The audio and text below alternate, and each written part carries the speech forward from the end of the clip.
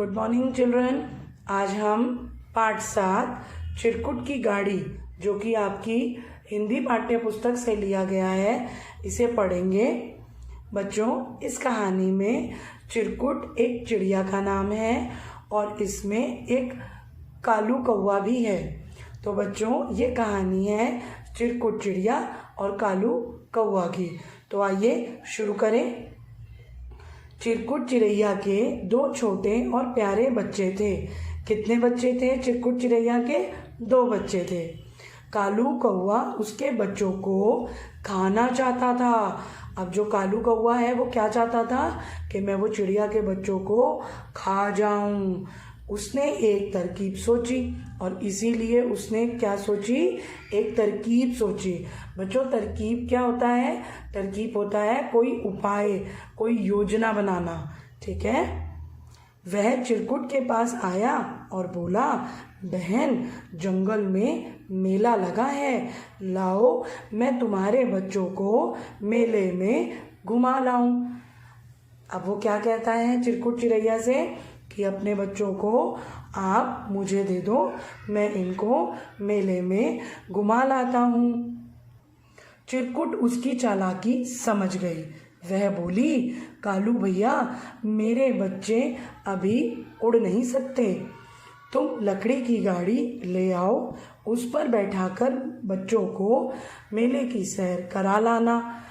तो बच्चों, अब चिड़िया समझ गई कि जो ये कालू कौवा है कुछ ना कुछ चालाकी तो उसके साथ कर रहा है। तभी वो उसको कहती है कि मेरे बच्चे अभी उड़ नहीं सकते, तो तुम एक लकड़ी की गाड़ी ले आओ, उस पर बैठाकर मेरे बच्चों को ले जाना और मेले की सैर करा लाना। कालू खुश हो गया। उसे लगा कि उसका काम बन गया। अब कालू कौवे को क्या लगा कि चिड़िया जो है वो उसकी बातों में आ गई है। और वो कालू कौवा उड़कर बढ़ई के पास गया और बोला, मुझे चिरकुट के बच्चों को सैर करवानी है, लकड़ी की एक छोटी सी गाड़ी बना दो। अब बच्चों, बढ़ई कौन होता है? जो लकड़ी का काम करता है उसे हम बढ़ई कहते हैं। ठीक है। तो वो बढ़ई को कहता है कि मुझे एक लकड़ी की छोटी सी गाड़ी बना दो। बढ़ई बोला, कालू भाई, मेरे औजार पुराने हो गए हैं, तुम लोहार से नए औजार ले आओ, मैं गाड़ी बना दूंगा। अब बच्चों, औजार क्या होता है? औजार होता है टूल्स, जिससे कि वो लोग काम करते हैं। तो अब औजार के लिए बढ़ई क्या कहता है कि तुम लोहार से नए औजार ले आओ, तो मैं गाड़ी बना दूंगा। अब बच्चों, लोहार कौन होता है?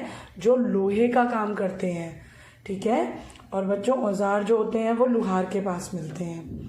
कालू कौवा नए औजार मांगने लोहार के घर गया। लोहार बोला, कालू, मेरे जूते फट गए हैं, फटे जूते पहनकर मैं कैसे औजार बनाऊं?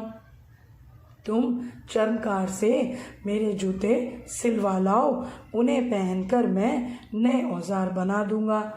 अब बच्चों, जो लोहार होता है वो कालू से क्या कहता है कि मेरे जूते तो फट गए हैं और फटे जूते पहनकर तो मैं औजार बना नहीं पाऊंगा, तो तुम चर्मकार के पास जाओ और मेरे जूते सिलवा लाओ।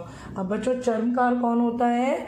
जो जूते चप्पल की मरम्मत करता है, यानी कि मोची। ठीक है। लोहार के फटे जूते लेकर कालू कौवा चर्मकार के पास पहुंचा। चर्मकार बोला, कालू भैया, मुझे भूख लगी है, तुम दूधिया से दूध ले आओ, तब तक मैं जूते सिल देता हूँ। अब चर्मकार क्या कहता है कालू कौवे को कि मुझे तो भूख लग रही है, आप जब तक दूधिया से दूध ले आओ। अब बच्चों, दूधिया कौन होता है? दूध वाला। ठीक है। तो वो कहता है कि आप दूधिया से दूध ले आओ, तब तक मैं जूते सिल दूंगा। जूते वहीं छोड़कर कालू कौवा दूधिया के पास दूध लेने गया। अब दूधिया बोला, कालू भाई, मेरे पास बर्तन नहीं है, तुम कुम्हार से बर्तन ले आओ, मैं तुम्हें दूध दे दूंगा। तो बच्चों, अब दूधिया जो है वो कालू कौवे को किसके पास भेजता है? कुम्हार के पास भेजता है। और कुम्हार कौन होता है बच्चों? जो मिट्टी के बर्तन बनाते हैं। ठीक है। तो वो कालू कौवा को दूधिया क्या कहता है कि कुम्हार से बर्तन ले आओ और मैं तुम्हें उसमें दूध दे दूंगा। अब कालू कौवा बर्तन लेने कुम्हार के पास पहुंचा। कुम्हार बोला, कालू मुझे बहुत बुखार है।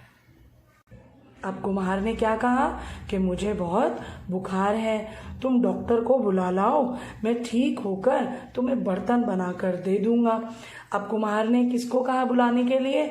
डॉक्टर को बुलाने के लिए कहा। कालू कौवा डॉक्टर के पास गया। डॉक्टर ने कहा, कालू भाई मेरे कपड़े बहुत गंदे हो गए हैं, गंदे कपड़े पहनकर मैं कुम्हार के पास कैसे जाऊंगा? तुम पहले धोबी से कपड़े धुलवा कर ले आओ, उन्हें पहनकर मैं तुम्हारे साथ कुम्हार के घर चलूँगा। अब जो डॉक्टर है वो क्या कहता है कालू कौवे को कि भाई मेरे कपड़े तो बहुत गंदे हैं और इतने गंदे कपड़े पहनकर तो मैं कुम्हार के घर जाऊँगा नहीं, तो आप पहले मेरे कपड़े धोबी से धुलवा कर ले आओ ताकि मैं उनको पहनूं और फिर मैं आपके साथ कुम्हार के घर चलूँगा। अब बच्चों, धोबी कौन होता है? जो कपड़े धोता है। कालू कौवा डॉक्टर के गंदे कपड़े लेकर धोबी के पास पहुंचा। धोबी बोला, कालू मैं तो अभी सब्जी वाले से सब्जी लेने जा रहा था, ऐसा करो तुम मेरे लिए सब्जी ला दो, तब तक मैं डॉक्टर साहब के कपड़े धो देता हूँ। अब धोबी ने क्या कहा कालू कौवे से कि भाई मैं तो सब्जी लेने जा रहा था, तुम सब्जी ला दो, इतने में मैं कपड़े धो देता हूँ। कालू सब्जी वाले से सब्जी खरीद लाया। इतनी देर में धोबी ने कपड़े धोकर सुखा दिए। साफ कपड़े लेकर कालू डॉक्टर के पास गया और डॉक्टर साफ कपड़े पहनकर कुम्हार के घर पहुंचा और उसे बुखार ठीक होने की दवा दी। और जब बच्चों कुम्हार ठीक हो गया तो कुम्हार ने ठीक होकर झटपट बर्तन बना दिया। बर्तन लेकर कालू दूधिया के पास पहुंचा। दूधिया ने बर्तन में दूध भर दिया।